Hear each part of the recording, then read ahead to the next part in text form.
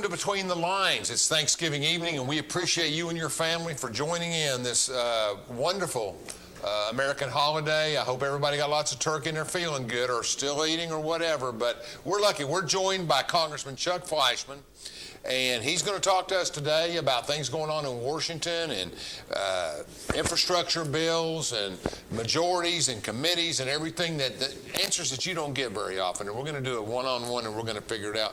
Congressman, welcome. Happy Thanksgiving. Happy Thanksgiving. Happy Thanksgiving to everyone. Alan, you know I love the holidays. You do love the holidays. And Thanksgiving starts a great holiday season, which leads into Christmas, of course, which is very special. And then we get the New Year. That's the third of the holidays, and then you get into a new year. But I've always loved Thanksgiving. Family and friends get together. It's a time we give thanks to God for living in the greatest, freest nation in the world.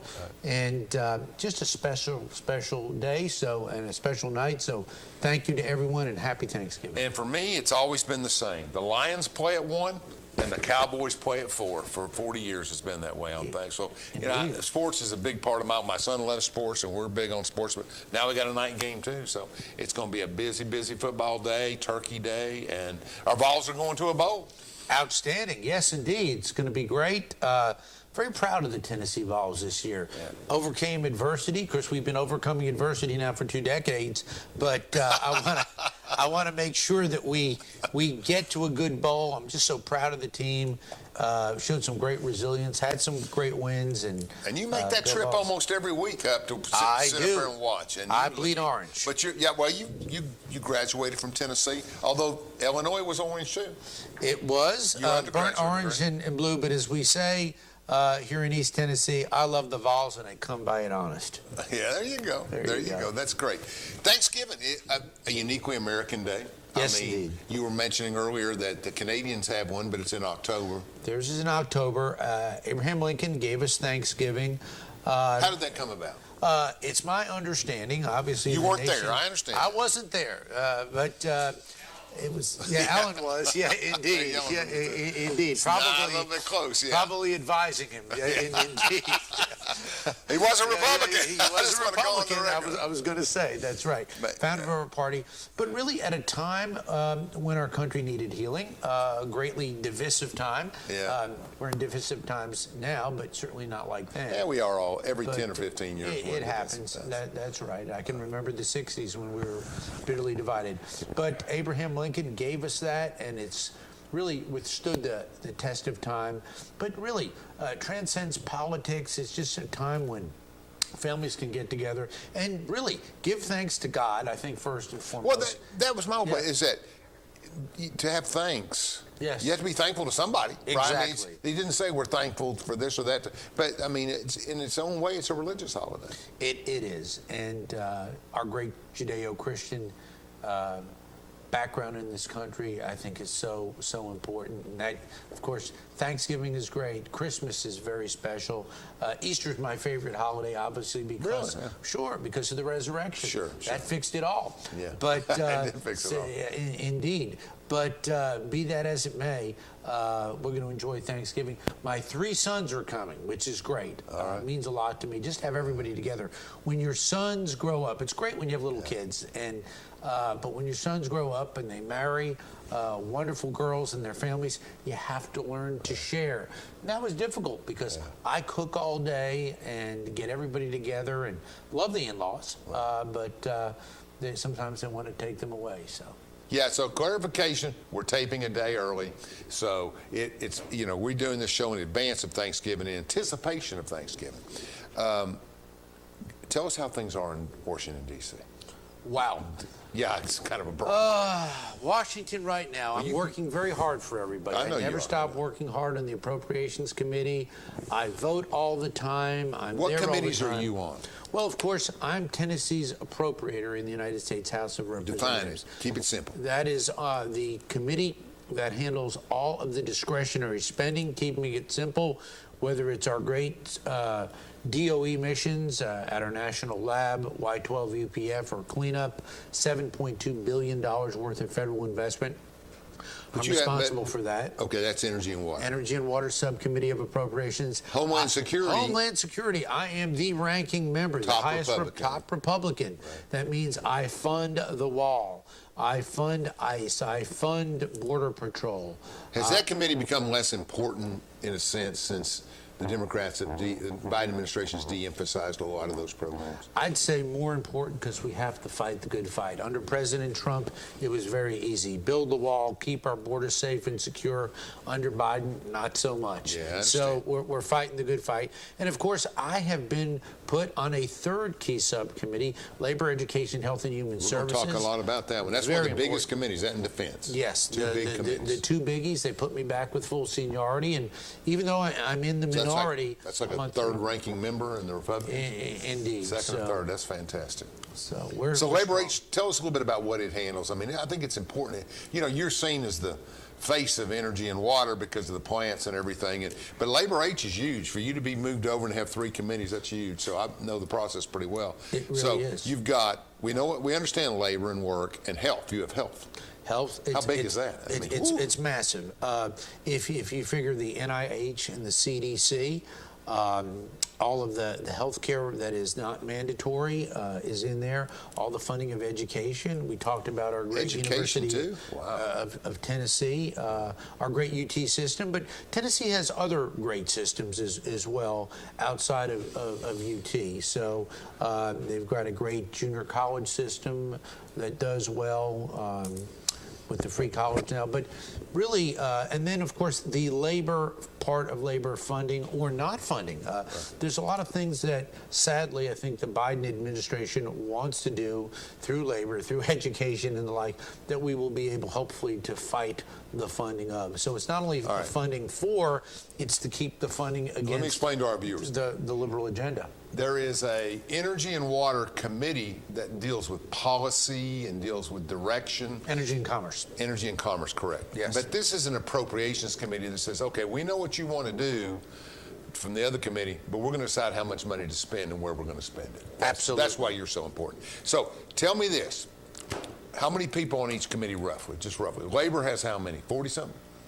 Well, the Appropriations Committee has goodness gracious, probably about 60 members now. Total. And the Democrats have the majority of all committees because they've got the majority in the House. But it's pretty close. It's very close now.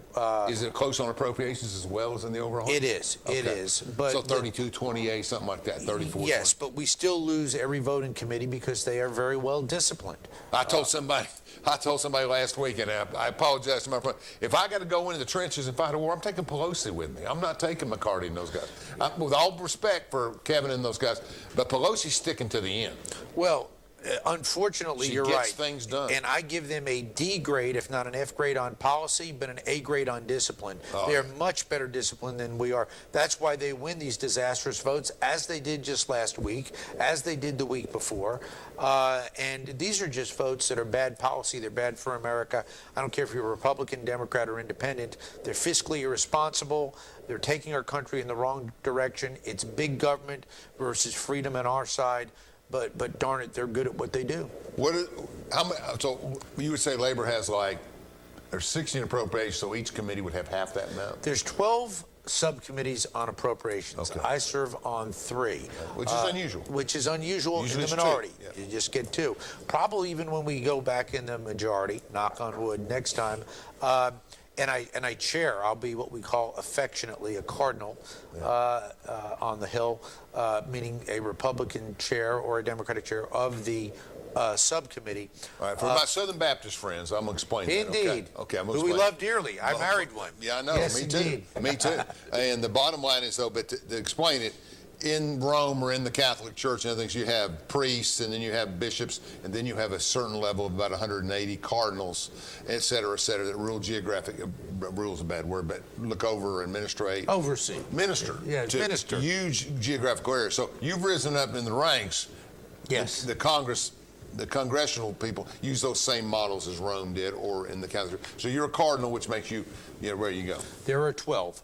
The Appropriations Committee, which is one of the 4 A committees in the House, right. I would argue probably the strongest. And whether you're a Republican or Democrat, there was a time Tennessee had a Republican and Democratic member on appropriations. Right. Now it's just me. Right. So really, I look out for the 3rd District of Tennessee, but people from all across the state, all of our 95 counties, call me when it comes to appropriations. I remember, I can't remember what it was, but the hospitals were calling you, everybody was calling you. I think it was COVID, early COVID. Sure. And everybody needed help, and they kept coming to you. I remember that. You were calling me saying, look, it's overwhelming. Well, and that's also for the logistics side. I have one of the best staffs, I think, in all of Congress, not only at the local level, but in D.C., but at the local level, people were calling us because these very large federal programs were coming in, but nobody knew how to get things done. And whether it was banks or hospitals, they kept calling my staff from around the state saying, can you please help us, plug us in for PPE money or PPE help, PPP help. And we continued to help people throughout that hard time. I'm very proud of my staff for getting that done. I can take no credit other than I hired these wonderful people. So you got these 3 committees. You start. When does the calendar? Just so people understand, you're going through the process now. You're going to get started again. We haven't passed a budget for next year. We have not. Very important. Yeah. December the 3rd. Well, let me step back a little bit for our listeners. On October the 1st, the new fiscal year began. Since we did not have the ability to pass a budget in the House or Senate, we did what we call a short-term continuing resolution, basically passing things, not shutting the government down, but just passing things to December 3rd. The scuttlebutt in Washington, which the way that works is that during the CR you can spend money based on last year's levels. That's right. But not on this year's level. We got the Trump budget again. As I love to tell my Democratic friends, we are under the Trump budget, and we will be until another budget gets passed. Right. I told that to President Trump when I visited with him a few weeks ago.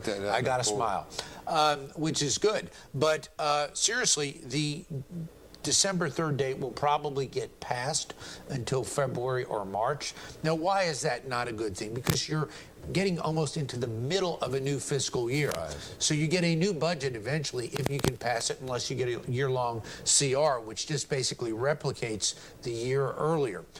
The problem is candidly, the needs of the country change, whether it's defense, whether it's education, you name it. Year to year, we need a new budget because the needs of the country change. If you don't get that, you get basically a cop-out, which is a continuing resolution. We're going to take a break and come back and talk a little bit about the makeup of these House and Senate and where the challenges in a closed body lie. Like we know in the Senate, but the House has some too. We'll be back in 2 minutes. Thank you.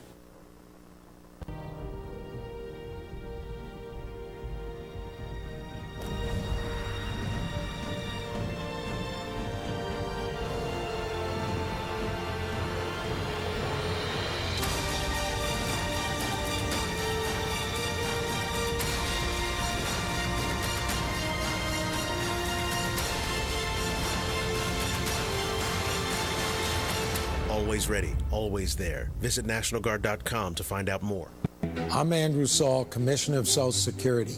I'm here to warn you about telephone scammers pretending to be government employees. Some of these scammers may say threatening things like you will be arrested if you don't make payments or provide personal information. Do not fall for these tricks. These calls are not from us. Real Social Security employees will never threaten you for information or money. If you receive a call like this, hang up. Never give the caller your personal information, like your Social Security number or bank account, or send money in any form, cash, gift cards, wire transfers, or prepaid debit cards. Report the call to our law enforcement arm, the Office of the Inspector General, at oig.ssa.gov. Share this information with your friends and family.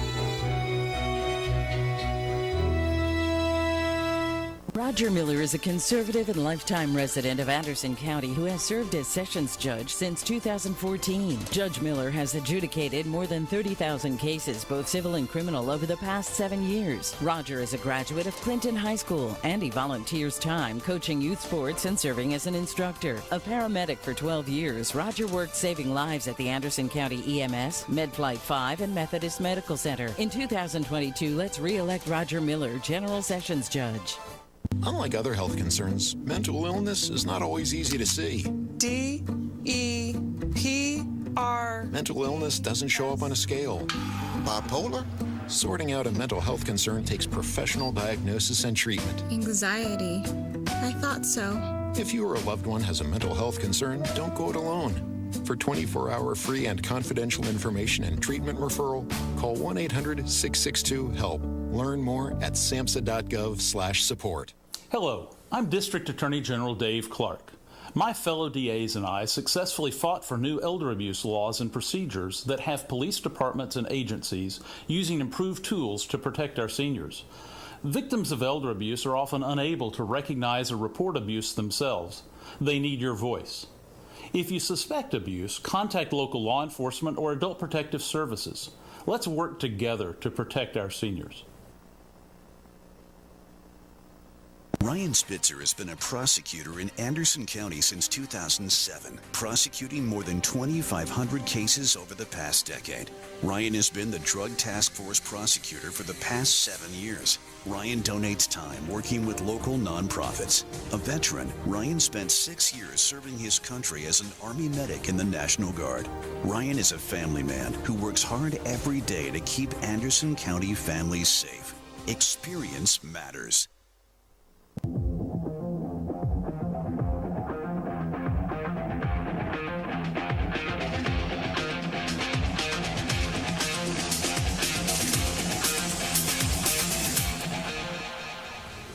We're back on the set of Between the Lines. It's Thanksgiving evening, and I want to thank a few people. First, I want to thank Brian Hunt for sponsoring our show, a juvenile judge. He's finishing his first 8-year term, and he'll be running for re-election in May. I want to thank Circuit Court Judge Ryan Spitzer for his support, and General Sessions Judge Roger Miller, and we offer our condolences. Roger lost his mother last week, and it was very, very sad, but she was a wonderful, wonderful lady who just had a tremendous impact. Roger's parents owned Miller's Restaurant in Clinton, and it was like the meeting point. I'll never forget that championship banner in '98 they put up. They went to the game, and Tennessee beat Florida State, and they brought it back. So we're thinking about you, Roger. We're thinking about you and praying for you, right? Absolutely. And have you had a chance to talk to him yet? I haven't. I'll put in a call for him. Thank you for telling me about that.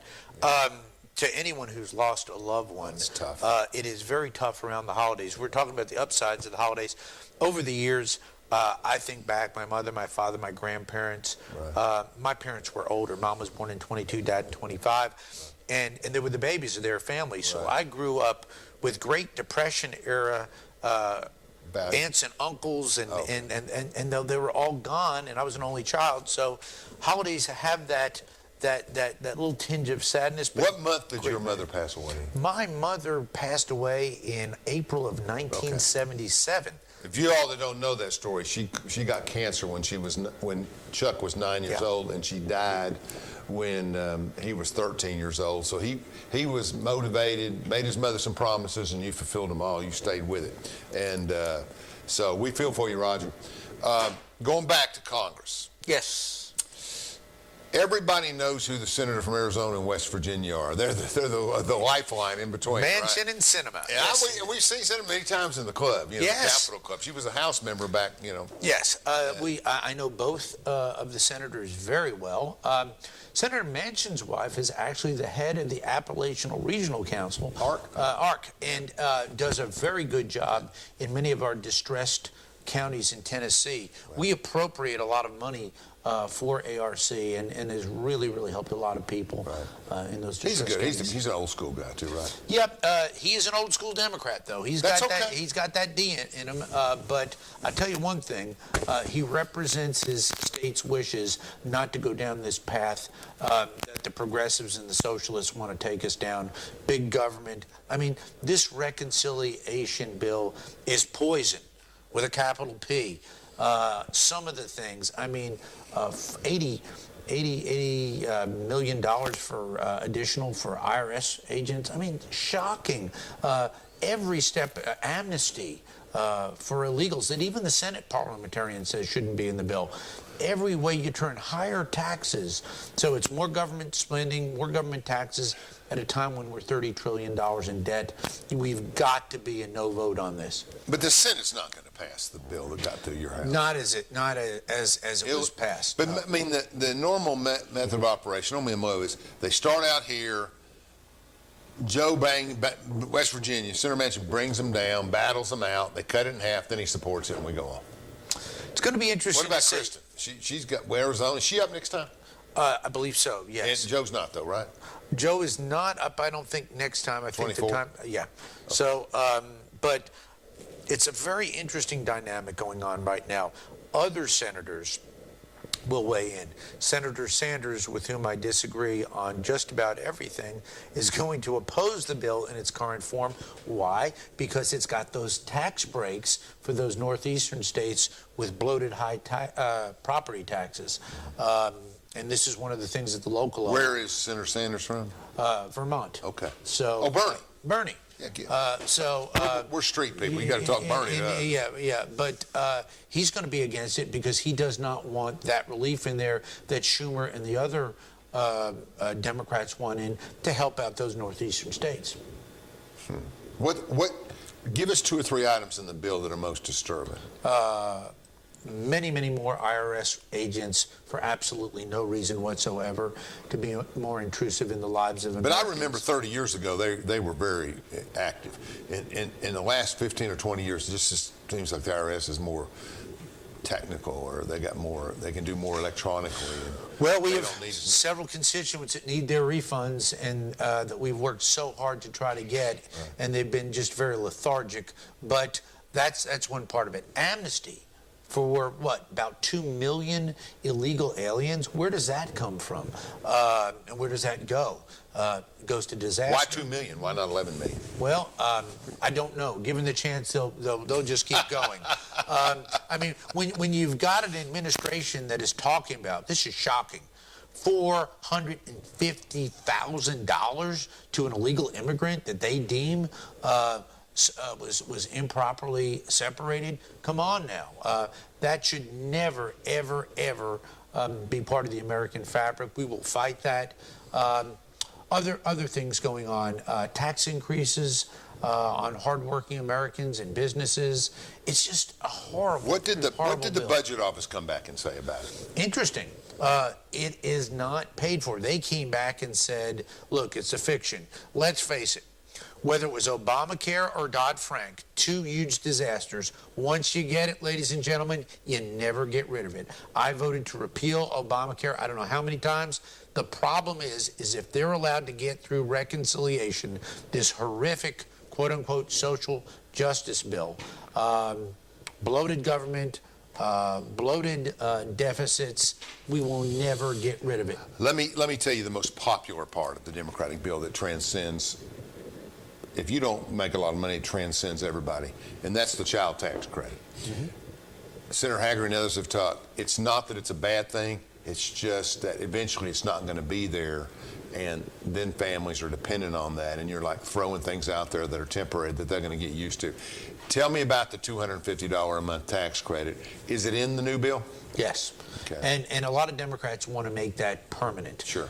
Again, misguided policies from a fiscal standpoint. Explain the bill. I mean, sure. What's the purpose of it? It was to help people in COVID, but I think the senators. The purpose of the bill was to put forth a radical left-wing Democratic agenda. Okay. Plain and simple. And you can say that's a partisan response everywhere you look. It's big government, it's fiscal irresponsibility, it's misguided tax policy, and it's bad for this country. And what's worse, what I have said about this, you look at the New Deal, you look at the Great Society, okay?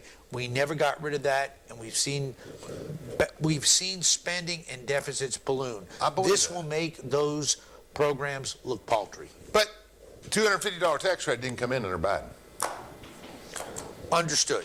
Okay, and the spending, a lot of the COVID spending came in under President Trump's administration because there was a need there. My question is, a $3,000, is that right, $250? Yeah, $3,000 tax credit.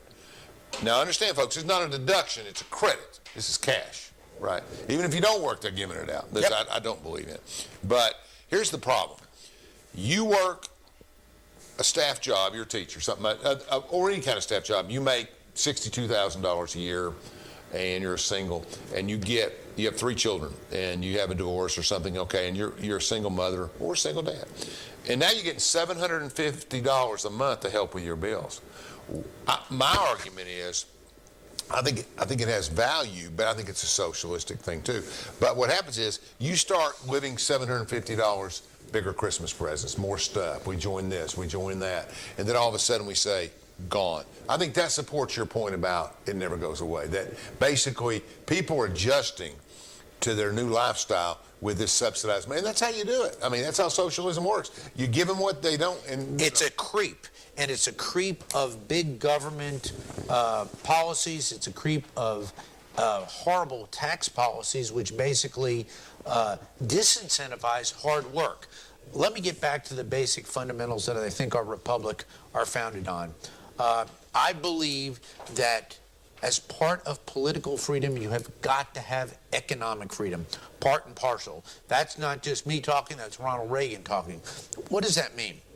We have to look at the fundamental function of what our great republic, not democracy, our constitutional republic is founded on. It's founded on limited government, where the federal Constitution says, look, we're going to protect people, defense for the common good, but we're going to defer to the states other things. What we have seen from the New Deal through the Great Society, now to the Biden bloated bureaucracy, whatever you want to call it, and I'm being kind, of big government, all the bees out there. Yeah. It's something that will take this country that is $30 trillion in debt. When I went to Congress a decade ago, we were $15 trillion in debt. Not good. Now we're $30 trillion in debt. The Democrats have no sense of fiscal responsibility. And what's going to happen, God forbid someday, we're going to continue to spend and borrow. People say, oh, it's the taxpayers. It's borrowing. It's like coming to the table. Here's a good example. You're maxed out on 3 credit cards. The last thing you would do is come to the table with a 4th credit card. Well, Biden and his crew, Schumer and Pelosi, are coming there with 5 new credit cards. Not one, but 5 new credit cards. Yep. Tell me about the House. We have 2 Democrats in the Senate that are kind of holding up things because it's tied 50-50. Yes. And we already told how effective Nancy is at keeping. You look at those Democrat votes. Every single Democrat. We lost them. We lost our moderates this week to Nancy. Yeah, you did. You're right. It was Nancy made them an offer they couldn't refuse. That's what that's about. Again, yeah. She is going to retire. Talk about committee. Sure. She's going to what? She's going to retire. When? She said, well, at the end of this term or before. She said that, okay? 4 years ago, she says, I'm going to serve 2 terms as Speaker, and she's going to get her agenda in there. Her agenda is disastrous for America. That's the Schumer agenda, and, of course, Joe Biden's agenda, if he even knows what his agenda is, and I'm being kind. I look at the poll. I'm in the business, and I look at the polling, and they're just it's abysmal. They're going to lose bad in the House and Senate. They are, and I don't think she'll be around for that. I think she'll retire before then. That's up to her. That's going to be like the collapse of the Soviet Union. There's going to be chaos everywhere when she goes. Well, yes, it is, because she is good at what she does. Is good. She demands discipline, and our party needs more discipline. There's no question. Chuck, how do you feel about this vote? Well, let me tell you, I'm against big government. I'm against socialism. I'm against this. I'm going to vote against that, okay? But we had some members actually join them with some votes. Not me, but that really disappointed me heartily, and I'm not going to get on TV. And I don't even have to look at where they live. They're either on the outside of Baltimore or Philadelphia or New England, and they're in some of those prosperous. But when you're helping their agenda, you're hurting this country, plain and simple. I think you're right. Let's take another 3-minute break. Let's see what's going on. We appreciate all our sponsors, and we will talk more when we get back about Congress. Ryan Spitzer has been a prosecutor in Anderson County since 2007, prosecuting more than 2,500 cases over the past decade. Ryan has been the Drug Task Force prosecutor for the past 7 years. Ryan donates time working with local nonprofits. A veteran, Ryan spent 6 years serving his country as an Army medic in the National Guard. Ryan is a family man who works hard every day to keep Anderson County families safe. Experience matters. What if one day you went to your secret hiding place and instead of what you came for, you found this? What would you do? The truth is, all drug use comes with risk. Before drugs take their toll on you and your family, know that there is help. You can quit. If you or someone you love is struggling with drug use, call 1-800-662-HELP for 24-hour free and confidential information and treatment referral, or go to samhsa.gov/knowtherisks. At Social Security, we are always thinking of ways to save you time and make things easier. That's why we created My Social Security. A My Social Security account allows you to access your earnings history and benefits information, request a replacement Social Security card, get a proof of income letter, estimate and apply for benefits, and more. Save time. Go online. Open a My Social Security account at ssa.gov/myaccount. Social Security. Securing today and tomorrow. Produced at U.S. taxpayer expense. Judge Roger Miller is sponsoring tonight's program. Judge Miller is a lifetime resident of Anderson County. Judge Miller has adjudicated over 30,000 cases, both civil and criminal. Judge Miller is looking forward to continuing to serve Anderson County. Hello, I'm District Attorney General Dave Clark. My fellow DAs and I successfully fought for new elder abuse laws and procedures that have police departments and agencies using improved tools to protect our seniors. Victims of elder abuse are often unable to recognize or report abuse themselves. They need your voice. If you suspect abuse, contact local law enforcement or adult protective services. Let's work together to protect our seniors.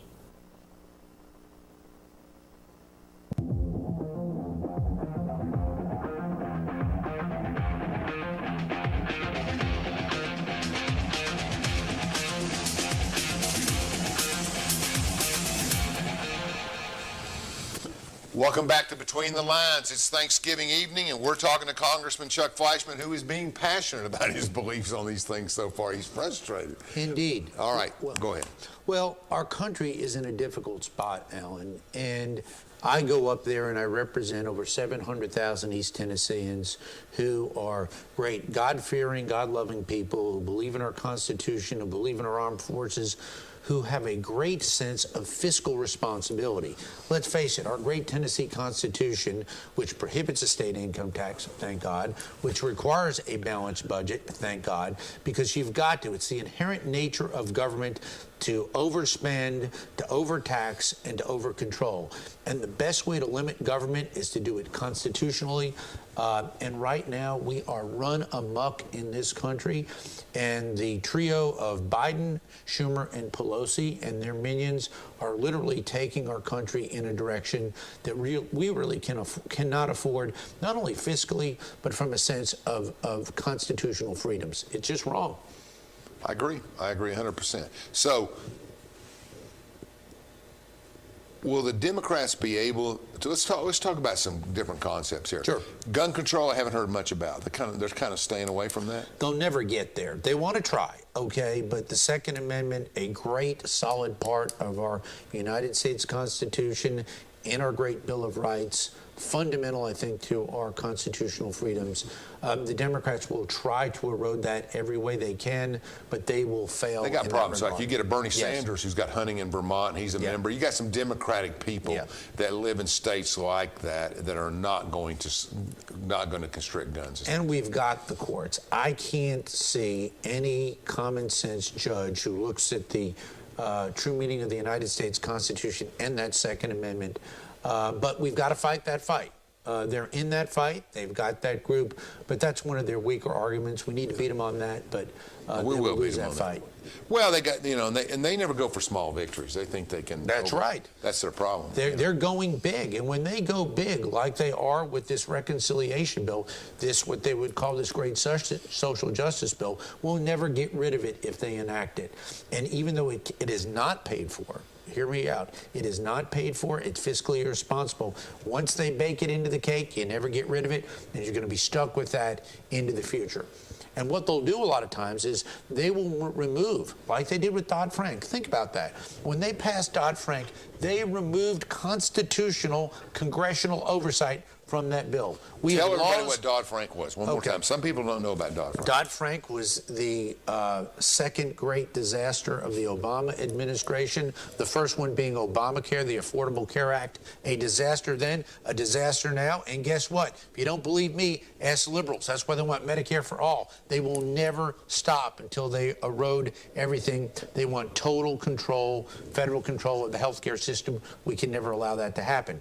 Dodd-Frank was their foray into the financial markets. It's the financial regulation bill that created the CFPB, another horrible agency, going in and basically having federal control, federal bureaucratic control, without constitutional oversight from Congress, trying to control our financial sector. Should have never been passed.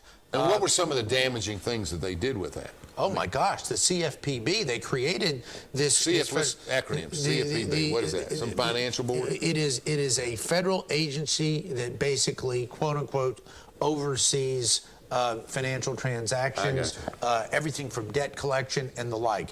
My gosh, we've got a judicial system. We've got other laws that protect us with consumers and things like that.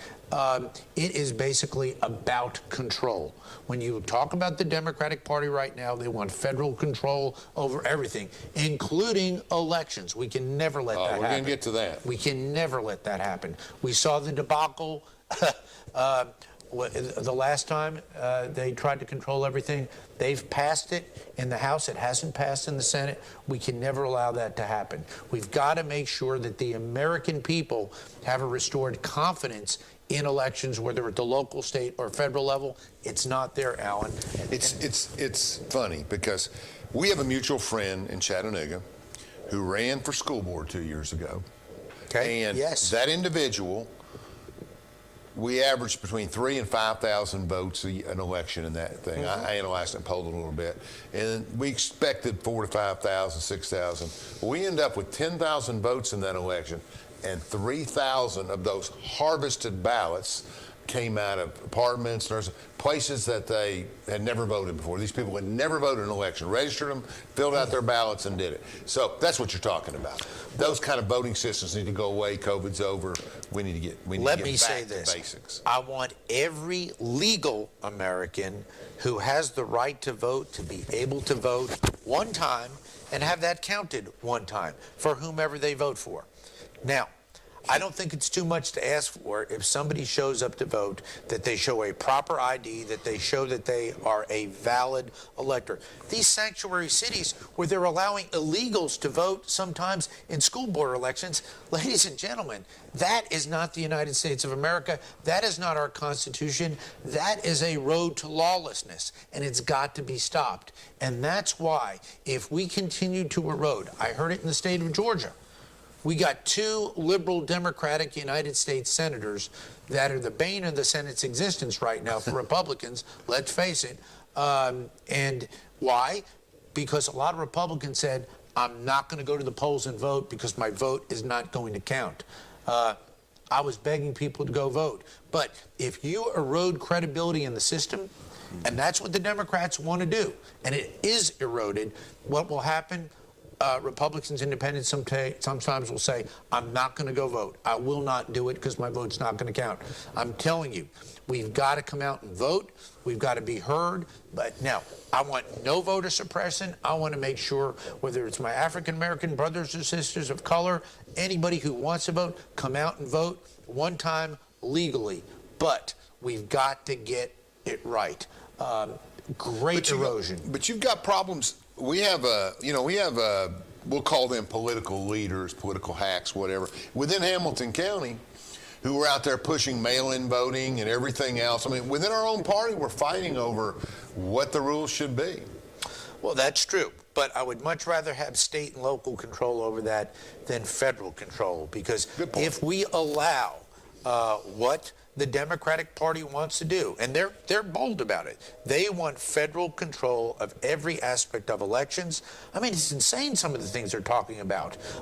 They're talking about allowing, think about this, candidates, somebody like myself, a candidate to actually pay themselves money while they're running. Saw that. It's unbelievable in this country. So they could So campaign. you're going to get John Q. Bum, who's running, who can't get elected, who raises money and can pay himself $5,000 out of his And campaign the same funds. Democrats want to put somebody in jail because their sister was on some kind of board or something. Yeah. It's crazy. It's shocking. We've got to take back our freedoms in this country peacefully, rationally, but the things that are coming out of Washington right now are shocking to the conscience, and I think it's sad. I think the American public know it, but they are just so tired of the political games and the power grabs in Washington.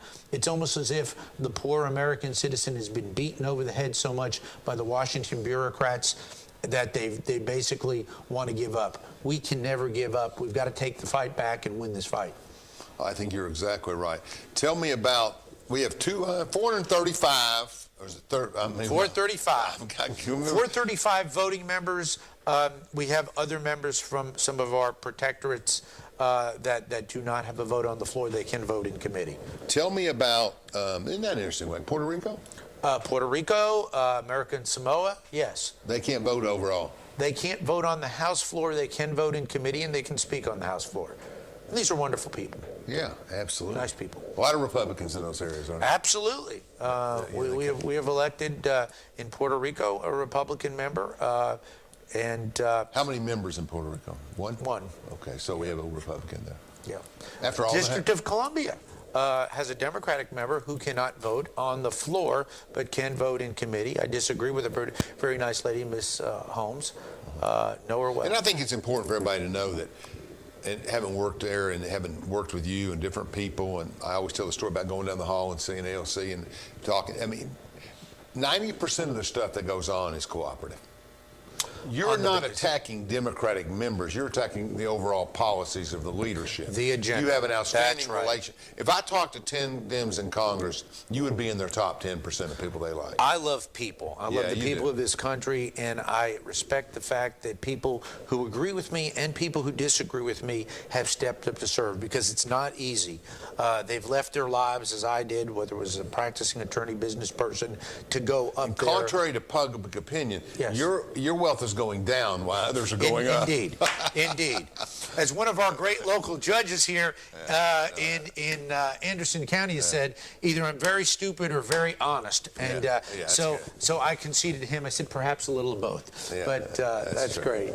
Well, there are not as many opportunities. I don't know. I think it's a challenge for our Republican Party and the Democrats in their own way. But we've got to find ways to work together and do things. But with that proposed agenda, there's not much to. There's not. Their agenda is agenda of big government, big spending, big federal control, higher taxes, unconscionable regulations, more power that they want to shift to federal bureaucrats. I think everything that is antithetical against what our founding fathers wanted and the great values that made this country great and grow and boom. When you think about it, we came out of World War I strong. Then we had the Great Depression. But coming out of World War II, the United States, and in this great community, the Oak Ridge, Anderson, Roane County communities, I mean, we led the world with the Manhattan Project. I mean, truly great stories of patriotism, and some of the folks who are still living to this day, the great stories. I was at the soup kitchen here in town. They put all these old papers up, and I was sitting in the booth, and it said, Oak Ridge bombs Japan. That's right. My dad was serving the American Army in Burma, and they came to him and they said they dropped a bomb on the island of Japan and it disappeared. That's how he first found out about the atomic bomb.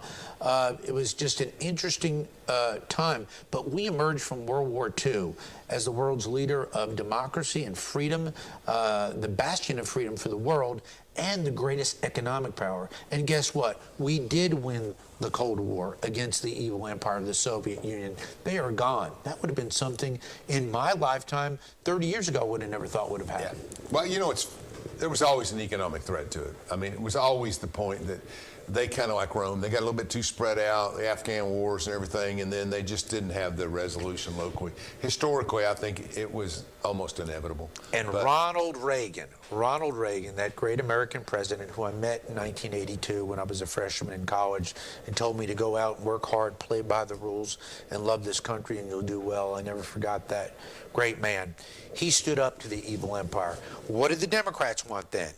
They wanted freezes. Remember, they wanted nuclear freezes. They wanted détente and the like. They said they wanted to take us again in the wrong direction. He stood up to them and he said, when we basically ramp up our defenses, they'll never be able to keep up with us. And guess what? They couldn't.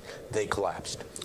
We'll be right back in 2 minutes. We're going to talk about Donald Trump and his future and a few other things that have to do with politics. And was with our great former president for about 2 weeks ago, and then a week before that, great visit. He's active.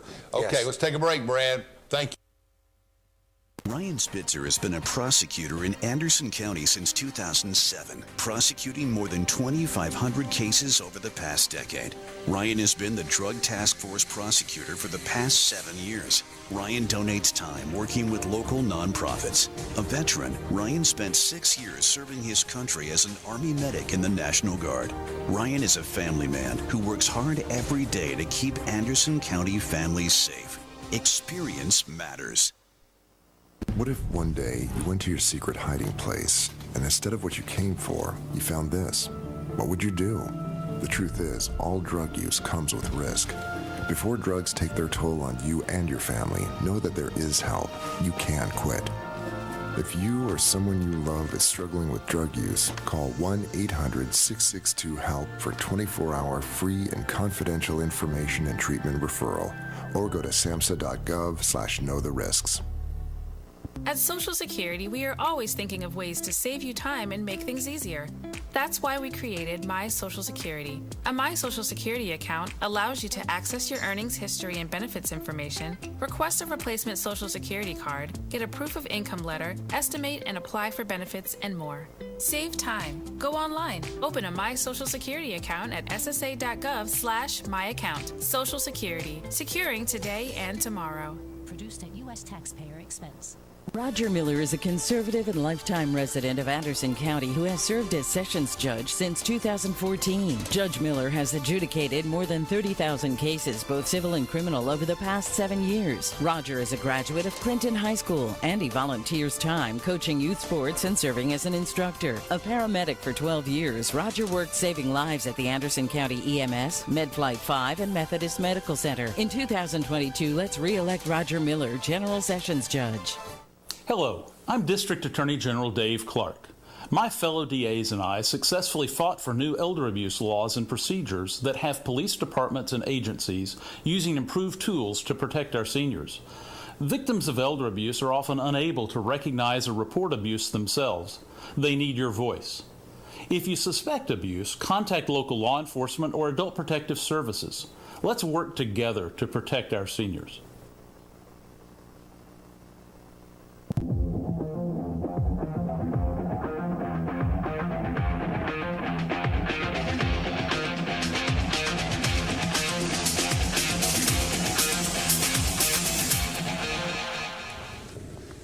We're here for our final segment of this show, Between the Lines on Thanksgiving night, and we do give thanks, and thank God we live in a country that founded on those principles of a creator. And we can do this, exactly what you and I are doing, Alan, and I know you love this country, that we can sit in our great country under the First Amendment, and your representative can be here and espouse ideas, and people can say, hey, I like that, or guess what, I don't. That's right.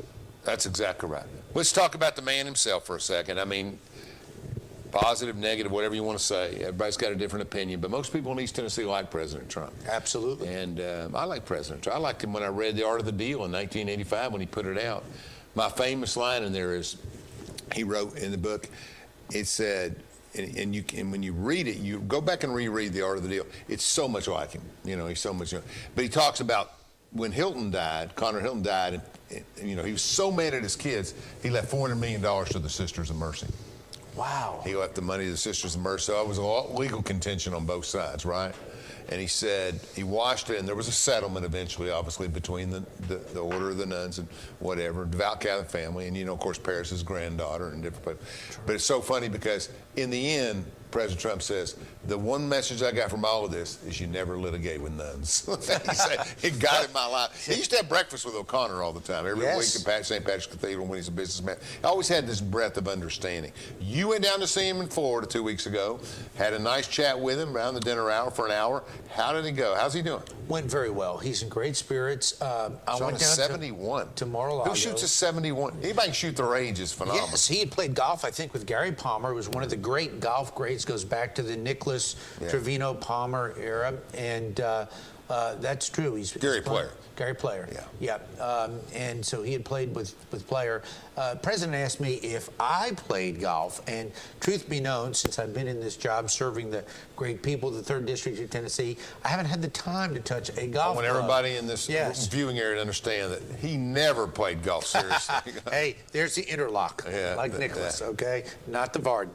So be that as it may, I forgot to ask him what he uses, interlock or Varden, so I ask everybody that. How's he doing politically? He's doing well. Very upbeat. He's out and about. He's helping people. Of course, he did. Got to be relaxed to be out of that job. Yes. Lost a lot of weight. He's in tremendous shape, tremendous spirits, very positive, and like myself, concerned about the direction that the Democratic leadership is taking this country. Trump loves this country. I love this country.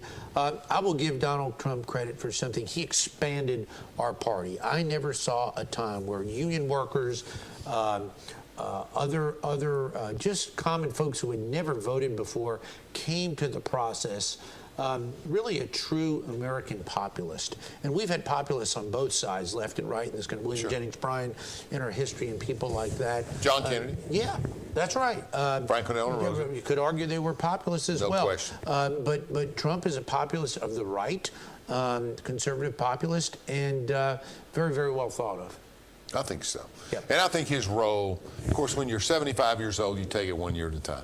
But I think his role will be influential, whatever he decides to do. Sure. And I don't know what he's going to do. Somebody said, I was reading yesterday where I heard that President Biden's thinking about running for a second term. Yes, that's what he said. So it's going to be interesting. But we've got to get active out there and really start looking again at the basic constitutional fundamentals that set up our great republic, that allowed our country to do so well and prosper, particularly economically. And I go back to this point again, Alan, whether I'm on Fox, Newsmax. You're all over the national. I'm all over the national about the fact that we need our economic freedoms because they're part and parcel tied to our political freedoms. You can't have one without the other. Right. And when the other party erodes that, whether it's with regulations, taxation, undue burdens, trying to take away and strangle the American dream, punishing the American entrepreneur, we've got to get back and take that American man or woman who wants to go out and pursue the American dream and give them that shot. 90-second roundtable on these issues. I don't have time to deliberate. Sure. We've got about 6 or 7 minutes left on this show. And if you come back next week, we're going to talk about the region, redistricting in the region. Absolutely. Let me give you a term, and you just give me a 90-second response. COVID, still there, sadly, surprisingly, has hurt our country, has hurt the world. The American response has been better than any country in the world. Getting the vaccines, whether you want them or not, that should be your choice.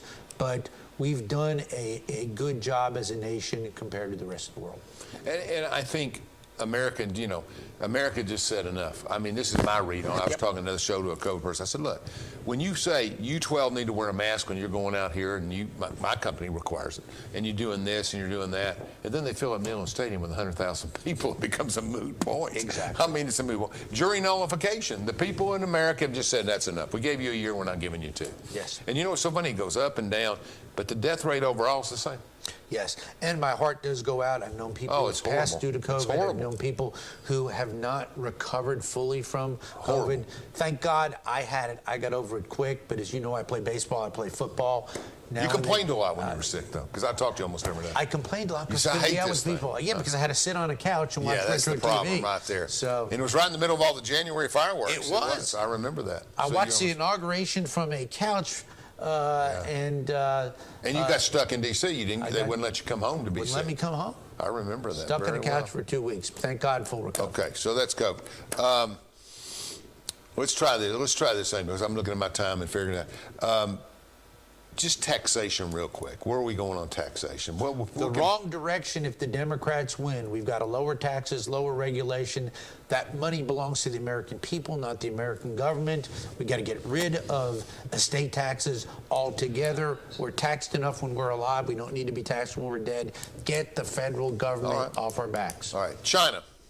China, the strongest adversary the American nation faces. We can complain about Russia and all these other countries. China's out there to play hard, and that is our competition, whether we're here in Oak Ridge, Tennessee, or in the world realm. What about Russia? Where's Russia at? Russia is trying under Putin. They're trying to make a comeback. They've had some marginal gains, but they don't have the depth financially or the strength that China does. No, not even close. No. So the big question mark in all this for me is India. India, a populous country that has done very well, got their independence from Great Britain as a prize for their support of the Allies in World War II. The country has done exceedingly well, growing middle class, nuclear power, doing exceedingly well, developing actually thorium reactors like the Chinese that were what? Come from Oak Ridge in the 60s, Dr. Weinberg. America has gone the different direction. So India is going to can play. India be an economic challenger to China? Yes. They got a lot of people. The big Workforce is population, they can certainly play. It's going to be interesting to see where they go politically and socially. But yes, India has clearly become a main player, I think largely due to the growth of their middle class. Well, that's always the situation. You got to have money. But you've got one of our most popular guests, Sean Williams of PSI, very smart internationally. You know him. Fantastic. Great American. He really had some things to say about climate change, which is my last subject. He said it really is real enough that the shifts in climate change are affecting populations, and it's not something that necessarily he's advocating tremendous things, but he's saying you're going to see some disassociation with people. And he also talked about migrations and European migration and oil, that there would be some major changes in the world. On climate change, I will say this. Okay. If the United States is going to engage in agreements, we've got to make sure that the rest of the world, China, Russia, India, are compliant. It's ridiculous policy to make us beholden to these international agreements and give other countries a pass. It's a fiction. They will continue to pollute. Sure. We will continue to sink. So, again, bad deals that President Trump got us out of. Unfortunately, President Biden has chosen to get us back in. Unbelievable. Paying the World Health Organization money to get back in when they clearly favored other countries in their policies. I think that's wrong. I think it's taking our country in the wrong direction. But on climate change, again, don't make us beholden to deals when the rest of the world gets passed. I have a 16-year-old son I watch. I watch everybody. And Fine young man, Yeah, Caleb. well, and to be disclaimer, to give her honestly, Chuck is his godfather. So, and I hold totally responsibility as moral characters. Indeed. Is in your hands. I remember that wonderful ceremony. It was great. It was beautiful. God bless Father B. He did a wonderful job. He did a wonderful job. He's in Johnson City now. So I wish anyway, him well. So the issue, though, in the end, I think is that change is coming. Electric cars are coming. It's like my son told my wife, I want to put my money in Tesla last year, right? So he did, and he made a little money, and she said, no, this is crazy. It needs to be in a bank account, like normal parents would be, where you'll have access to it. So he sold at $598. It's $1,100 a day, and he points it out to his mother every day. I'd lost double my money if I'd stayed in. My point jokingly is, is that, and she did the right thing. She wanted him to be not take a risky thing. But my point is, electric cars are coming. I mean, everything's coming. The world's changing. The technology's coming. You can talk about fossil fuels, which I support, but in the end, we're going to evolve out of that. I can't see any way these kids stay with that stuff. I support all of the above, fossil fuels, nuclear, and the like. And the best linchpin to the show is right here in Oak Ridge, in Anderson and Roane counties. We are leading the world in technology, whether it's nuclear development, energy storage, and the like. Oak Ridgers are going to do what they have done for decades. Not only lead our great country, but lead the world. And that's why I'm so proud to be a representative. Chattanooga's leading the battery room. I read where the Secretary... 5 seconds, we're going to go, but we're going to come back next week and talk about the region and what's going on and everything. We appreciate you. Thank you for watching. Happy Thanksgiving. Yes.